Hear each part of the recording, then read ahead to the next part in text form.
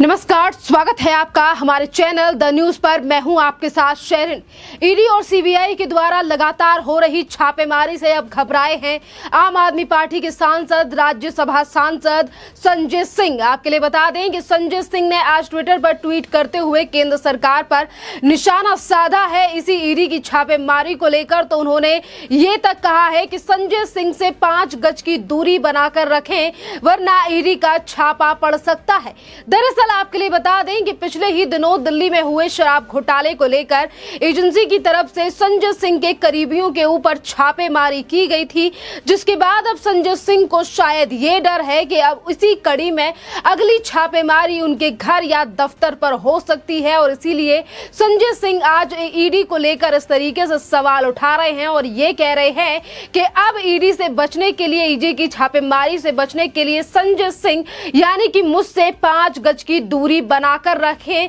तो वहीं दूसरी तरफ संजय सिंह ने कहा है कि पीएम नरेंद्र मोदी की आज्ञा मानता है ईडी।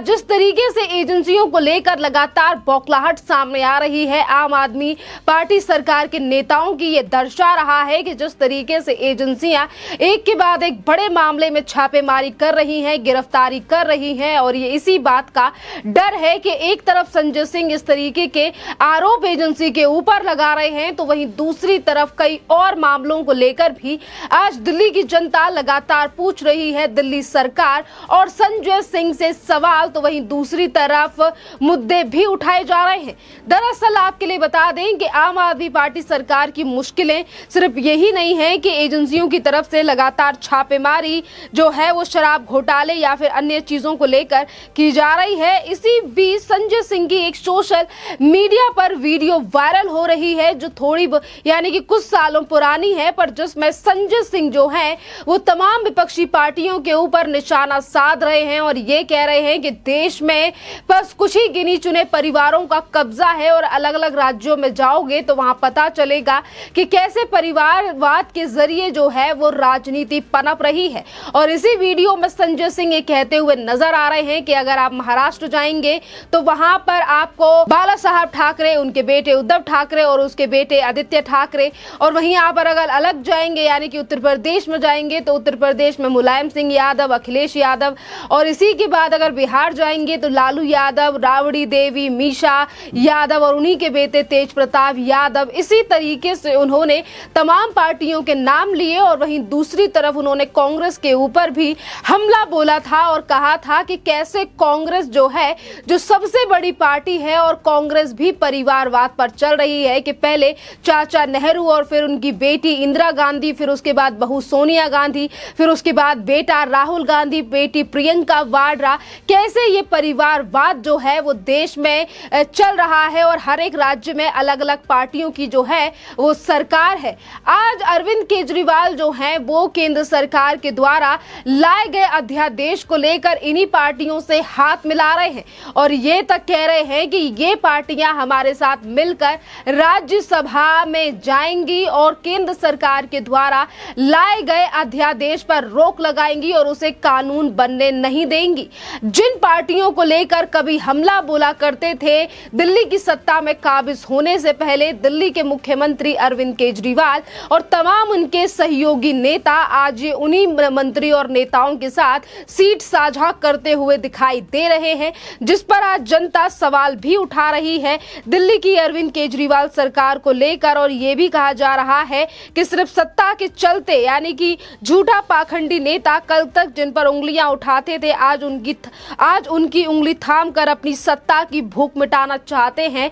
ये आम आदमी पार्टी सरकार वाले। आज ये तमाम चीजें दिल्ली की सरकार को लेकर कही जा रही हैं, क्योंकि आपके लिए बता दें कि जहां एक तरफ दिल्ली में लगातार एजेंसियां जो हैं वो जांच कर रही हैं जिससे आम आदमी पार्टी सरकार को लेकर यानी कि सवाल खड़े किए जा रहे हैं कि एक तरफ भ्रष्टाचार तो वहीं दूसरी तरफ इन भ्रष्टाचारों को लेकर किस तरीके से आम आदमी पार्टी जो है वो ये कहती है कि हम भ्रष्टाचारियों के साथ नहीं हैं। या फिर कल जिन शरद पवार से मुलाकात की थी, इन्हीं शरद पवार को लेकर आज से 10-11 साल पहले दिल्ली के मुख्यमंत्री अरविंद केजरीवाल यानी कि जिस समय पर उन्होंने राजनीति की शुरुआत की थी वो ये तक कह रहे थे कि शरद पवार का स्विस बैंक का अकाउंट नंबर हम हमारे पास है और हम उसे कुछ ही दिनों में उजागर करेंगे। पर आज कैसे उन्हीं के पास जाकर जो है वो समर्थन मांगा जा रहा है। और वहीं दूसरी तरफ अगर संजय सिंह के इस ट्वीट को लेकर बात करें, जिस पर वो एजेंसी को लेकर ये सवाल उठा रहे हैं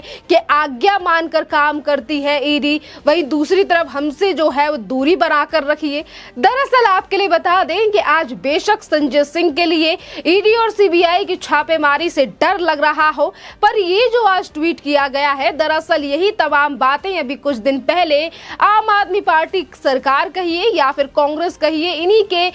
कुछ पसंदीदा पत्रकार यानी कि रवीश कुमार के द्वारा ये खबर जो है वो अपने चैनल पर चलाई गई थी, जिस पर उन्होंने